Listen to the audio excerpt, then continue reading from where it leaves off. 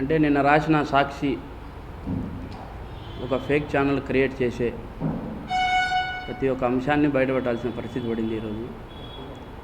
అంటే దాంట్లో చిన్న ఉదాహరణ చెప్తా. అంటే వాళ్ళు రాసింది ఫేకా నిజమా అనేది అన్నీ నమ్మాలి కదా, నమ్మాలా నమ్మకూడదు అనేది ఒక చిన్న పాయింట్ చెప్తా. ప్రస్తుతం దస్తగిరి దగ్గర ఒక బొలెరో వెహికల్ ఉంది. ఆ వెహికల్ అతను కొనుగోలు చేసి ఇప్పుడు ఉన్న పరిస్థితిలో ఒక క్యాన్వాయ్తో అతను తిరుగుతున్నాడని చెప్పి సాక్షి పత్రికలో రావడం జరిగింది. అంటే ఆ చిన్న ఉదాహరణ తీసుకుందాం, అది ఫేకా నిజమా అనేది చెప్తా.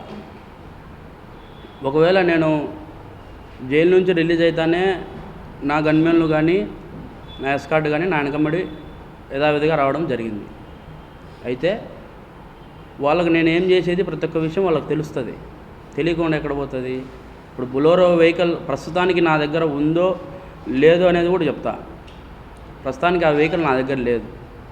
ఒకవేళ అది ఉన్నట్టు మీరు నిరూపించగలిగితే సాక్షి పత్రికకు కానీ జగన్మోహన్ రెడ్డి గారికి కానీ ఒక సవాల్ విసురుతుండ. అది కన్నా మీరు ఉన్నట్టు నిరూపిస్తే మీరు ఏం చెప్పినా దానికి నేను సిద్ధం. ఒకవేళ అది నిరూపించకపోలేకుంటే సాక్షి పత్రికను మూసేసి మీరు చేసిన తప్పును ఒప్పుకుంటారా జగన్మోహన్ రెడ్డి గారు అని నేను అడుగుతాడా. అది మీరు ఈరోజు కాదు రేపైనా సరే మీరు ప్రెస్ మీట్ పెట్టి దానికి సమాధానం చెప్పండి. ఇంకొకటి కూడా ఏంటంటే, నన్ను పూర్తి స్థాయిలో భయభ్రాంతులకు గురి చేసింది వైఎస్ జగన్మోహన్ రెడ్డి గారు, వైఎస్ భాస్కర్ రెడ్డి గారు, వైఎస్ అవినాష్ రెడ్డి గారు, దేవిరెడ్డి శివశంకర్ రెడ్డి గారు, మొన్న ఈ మధ్యన దేవిరెడ్డి చైతన్య రెడ్డి గారు. అయితే మొన్న ఆయన ప్రెస్ మీట్ పెట్టడం నేను చూసిన. అంటే వాళ్ళు ఎట్లా పెడుతున్నారు ప్రెస్ మీట్ నాకు అసలు అర్థం కావడంలే. అంటే వాళ్ళు చేసిన తప్పును కప్పిపుచ్చుకునేదానికి పూర్తి స్థాయిలో వాళ్ళు ప్రిపేర్ అయి ఉన్నారన్నమాట. అంటే జైల్లో నేను ఉన్నప్పుడు అక్టోబర్ 31వ తారీఖు నేను జైలుకు పోవడం జరిగింది. అది జరిగిన తర్వాత నవంబర్లో బీటెక్ రవి గారు జైలుకు రావడం జరిగింది. ఒక ఏదో ఈ కానిస్టేబుల్ కొట్టిన కేసులోనే ఏదో నాకు ఐడియా లేదు. ఆయన వచ్చినప్పుడు ఎవరైతే సూపరింటెండెంట్ జైలుకు సంబంధించిన సూపరింటెండెంట్ గారు ఉన్నారో వాళ్ళు సపరేట్గా అంటే నన్ను ఒక గదిలో పెట్టి ఆయన ఒక గదిలో పెట్టి ఇంట్రడక్షన్స్ ఇచ్చినారు. మీరు మాట్లాడకూడదు, మీరు మాట్లాడితే మాకు సమస్య వస్తుంది, లేనిపోని అన్నీ క్రియేట్ అవుతాయి, అందుకు మీరు మాట్లాడుకోకుండా ఉండేదానికి నేను ఒక నోటీస్ అంటిస్తా, మీరు దయచేసి దాన్ని పాటించండి అని చెప్పి ఆ జైలు సూపరింటెండెంట్ గారు చెప్పినారు. ఆయన పేరు కూడా ప్రకాష్. ఆయన ఆ విధంగా చెప్పినప్పుడు నోటీస్ కూడా అతికిచ్చినాడు అక్కడ జైల్లో కలవనేకోకుండా. అంటే అనుమానితుడిగా ఉన్న బీటెక్ రవి గారినే కలవద్దు, మాట్లాడకూడదు మీరు అని చెప్పినప్పుడు దేవిరెడ్డి శివశంకర్ రెడ్డి గారి కుమారుడిని చైతన్య రెడ్డి గారిని ఎట్లా అలౌ చేస్తారు లోపలికి?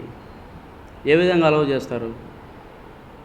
అంటే వాళ్ళకి తెలియదా ఎవరు లోపల ఉన్నారు ఏం కథ అనేది? ఇంకోటి కూడా, లోపల సీసీ ఫుటేజ్ భద్రతలో పెట్టినామని నిన్న సాక్షి పేపర్లో చూసిన. ఇప్పుడు నేను అడుగుతాండా, నేను అక్టోబర్ 31వ తారీఖు నుంచి నేను రిలీజ్ అయ్యేంత వరకు వాళ్ళు ప్రతి ఒక్క రోజు వీడియో భద్రపరచాలి. అంటే ఫీడ్ చేసుకోవాలి. వాళ్ళు ఎందుకు ఫీడ్ చేయలేదు అనేది నేను డిమాండ్ చేస్తాను. ఇంకొకటి కూడా, అది డిలేట్ అయిపోయి ఉంటుంది, 15 రోజులకు వెళ్ళిపోయి ఉంటుందని వాళ్ళు చెప్తూ ఉంటారు. అంటే మాకు అవగాహన ప్రకారం మేము వైఎస్ వివేకానంద రెడ్డి గారి కేసులో సిబిఐతో మేము ఎదుర్కొనే పరిణామాలు ఏంటంటే, సిబిఐకి కోర్టు ఆమోదించిన తర్వాత సిబిఐకి దర్యాప్తు మారిన తర్వాత 2.5 సంవత్సరం దాదాపు అప్పటికే గడిచిపోయింది. పోయిన తర్వాత అప్పటికే పూర్తి స్థాయిలో వాళ్ళు విచారణ చేసి ఎవరెవరు ఎక్కడ పోయినారు, ఎక్కడ పరిగెత్తినారు అనేది సీసీ ఫుటేజ్ తీయడం జరిగింది.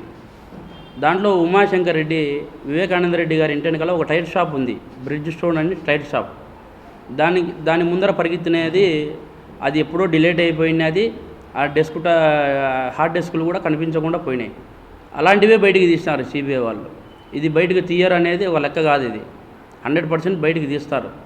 బయటికి తీయాలా, తీసి ఇంకా నిజస్వరూపం వీళ్ళది బయట పెట్టాలా. ఈరోజు నేను డిమాండ్ చేస్తూ ఉండా, ఎందుకు మీరు ఫీడ్ చేయలే? నాకు ఆఫ్టర్ ఆల్ కెమెరానే మీరు భద్రత పరచలేని వాళ్ళు నాకేం భద్రత ఇచ్చినట్టు లోపల.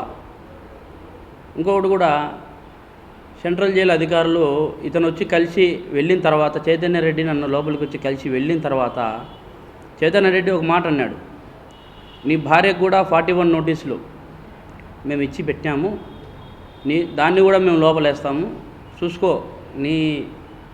నీ కుటుంబాన్ని కాపాడుకుంటావో లేకుంటే మాకు సహకరిస్తావో చూసుకో అని చెప్పి ఒక మాట చెప్పడం జరిగింది. అంటే ఆయన అనే మాట ఏమని, అతను 10-15 సార్లు కోర్టుకు పోయినాడు కదా, జడ్జి గారి ముందర ఎందుకు చెప్పలే అనే పాయింట్ అతను రైట్ చేసినాడు. దానికి జవాబు చెప్తా. ఇప్పుడు నేను కోర్టుకు పోతా, జడ్జి గారి ముందర చెప్తా, చెప్పిన తర్వాత ఆ తర్వాత జరిగే పరిణామాలు నేను ఎదుర్కోవాలి కదా. అంటే నేను బయట ఉండి మాట్లాడడం వేరు, నా భార్య ఒక్కతే నా బెయిల్ కోసం తిరిగే పరిస్థితి, ఎవరు కూడా నాకు సపోర్ట్ చేయలే. నా భార్య పస్తులో అస్తులో ఉండి పూర్తి స్థాయిలో తిరిగి అంతా ఇబ్బందులు పడే పరిస్థితి. ఆ పాపకు ఆల్రెడీ 41 నోటీసులు కూడా ఇచ్చి పెట్టినారు. ఎప్పుడెప్పుడు అరెస్ట్ చేయాలా, దస్తగిరిని ఏ దానికి అరెస్ట్ చేయాలా, ఏం కథ అనేది. దానికి 41 నోటీసులు ఎందుకు ఇచ్చి పెట్టినారో కూడా దానికి జవాబు చెప్తా. ఇప్పుడు పులివెందుల్లో వైఎస్ఆర్సీపీ సంబంధించిన వైఎస్ మనోహర్ రెడ్డి, అంటే వైఎస్ భాస్కర్ రెడ్డి తమ్ముడు, వైఎస్ మనోహర్ రెడ్డికి రైట్ హ్యాండ్గా ఉన్న రాజశేఖర రెడ్డి అనే అతను కౌన్సిలర్ నా ఏరియాకు సంబంధించి. అతను నా భార్య దగ్గరికి పోయి, నీ భర్తను జైల్లోనే చంపేస్తాము, చూసుకో, నీ భర్త ఇబ్బంది పడుకొని ఉండాలంటే మేము డబ్బులు ఇస్తాము, దానికి లొంగండి, మీకు కావాలంటే ఓఎస్డీ ఆఫీస్లో 20 కోట్ల రూపాయలు డబ్బు